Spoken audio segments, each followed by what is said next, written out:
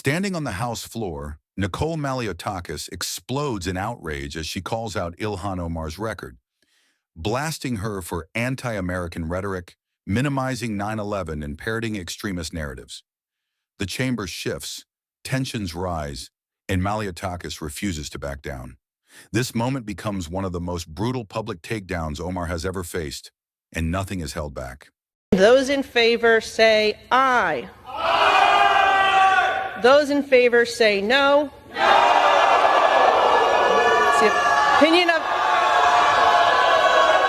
It's the opinion of the chair that the ayes have it and the resolution is agreed to.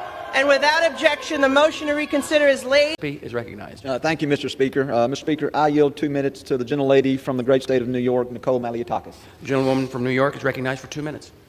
Thank you, Mr. Speaker. We've heard from my colleagues the reasons why the representative Omar should be removed from this committee, but I feel like all the reasons have not just yet been stated, which is why I rise to add for the record. We've heard about the comments that were made regarding anti-Semitism and anti-Israeli views, but I rise to add to the record that as a member of the Foreign Affairs Committee, I've sat there and heard the representative actually spew anti-American rhetoric as well. I've been in that committee room where the representative equates Israel and the United States to Hamas and the Taliban. Absolutely unacceptable for a member of that committee.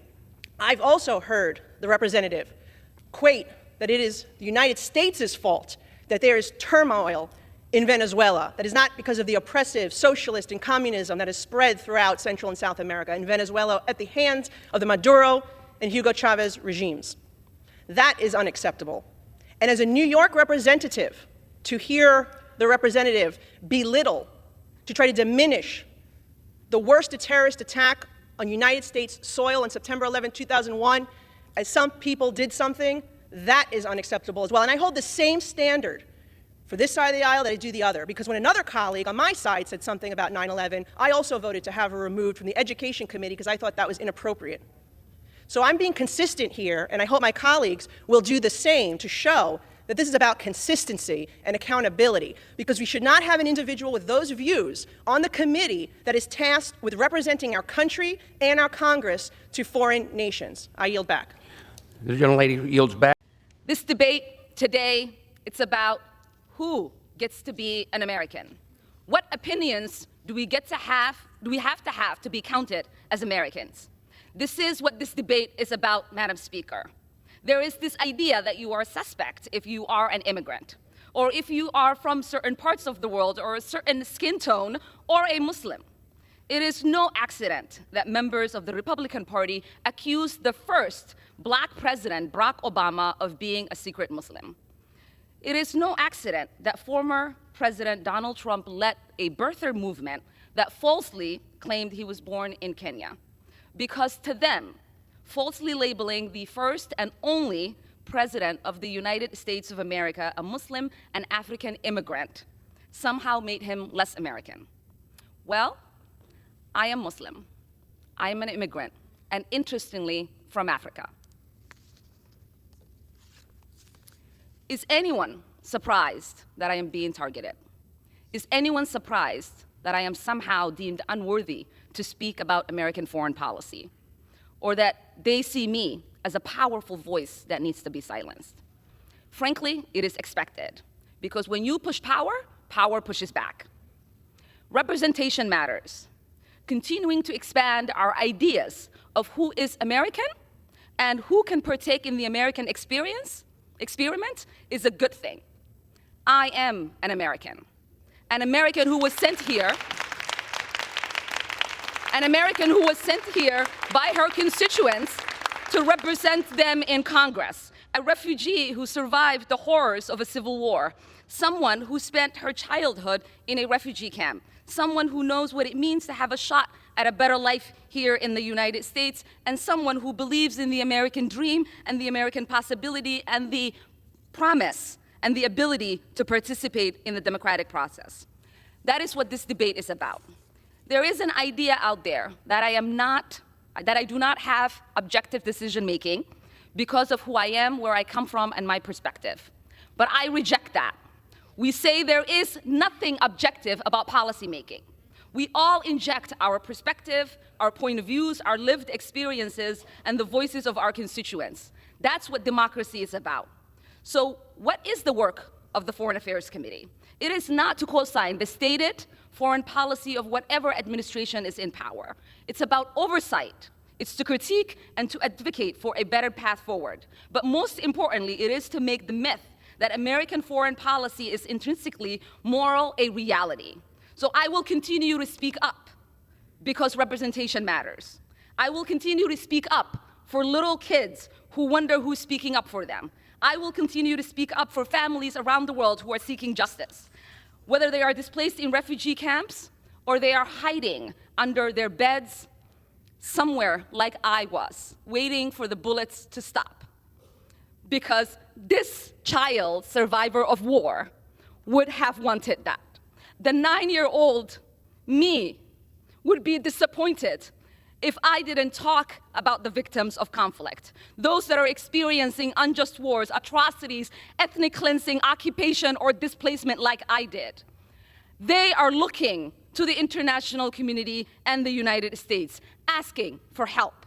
They look to us because the international community and the United States profess the values of protecting human rights and upholding international law.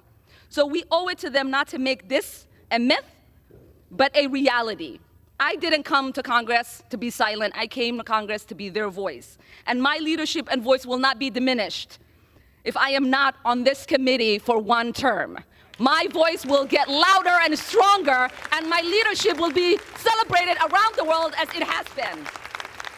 So take your vote. Stepping up to the microphone, the entire chamber felt the tension before a single word was spoken. Looking directly at my colleagues, the mission was clear. Set the record straight about why Ilhan Omar should not sit on the Foreign Affairs Committee. This wasn't about politics, personalities, or petty fights. This was about the credibility of the United States Congress and the message we send to the world. Nicole Malliotakis took the floor with fire in her voice, and every sentence hit like a hammer. Hearing her spell out what so many already knew felt like watching years of frustration finally erupt into daylight. She described sitting in that committee room, time after time, listening to Omar equate the United States and Israel with Hamas and the Taliban. A comparison so outrageous, so disconnected from reality, that everyone in the room knew it crossed a line. The idea that America, with all its flaws but unwavering commitment to human rights, could ever be placed on the same moral plane as extremist terrorist groups was beyond insulting. It was disgraceful. Then came the part that hit hardest. Omar blaming the United States for turmoil in Venezuela. Malliotakis laid out the truth bluntly. The devastation in Venezuela is the result of socialist dictatorships, corruption, oppression, and the collapse of democracy under Maduro and Chavez.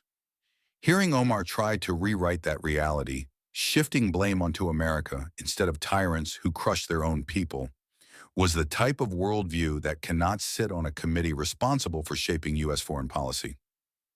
And then Nicole went straight into the moment that Americans will never forget. Omar's shocking line describing 9/11 as, "Some people did something." That wasn't a slip. That wasn't a misunderstanding. It was a minimization of the deadliest terrorist attack on American soil. And Nicole made it clear that such rhetoric disqualifies anyone from being a voice for this nation on the world stage. As a New Yorker herself, she spoke with a seriousness that cut through the chamber like cold steel. Everyone listened. The powerful part? Nicole didn't just condemn Omar. She called out her own side too. She reminded Congress that when a Republican said something inappropriate about 9/11, she voted to have her removed from her committee. No exceptions, no excuses, no double standards. That level of consistency left her critics stunned because it dismantled the argument that this was political revenge. It wasn't revenge, it was accountability. Watching that moment unfold felt like witnessing the rare occasion where someone in Congress actually stands firm on principle instead of party. Malliotakis sent a clear message. Anyone, Republican or Democrat, who disrespects the United States, distorts facts, downplays terrorism, or spreads propaganda shouldn't be representing America before foreign governments. The chamber buzzed after she finished. The tone shifted.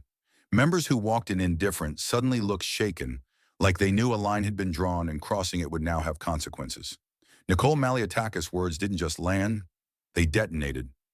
And that is why this clip is blowing up online. People are starved for leaders willing to speak truth with zero fear.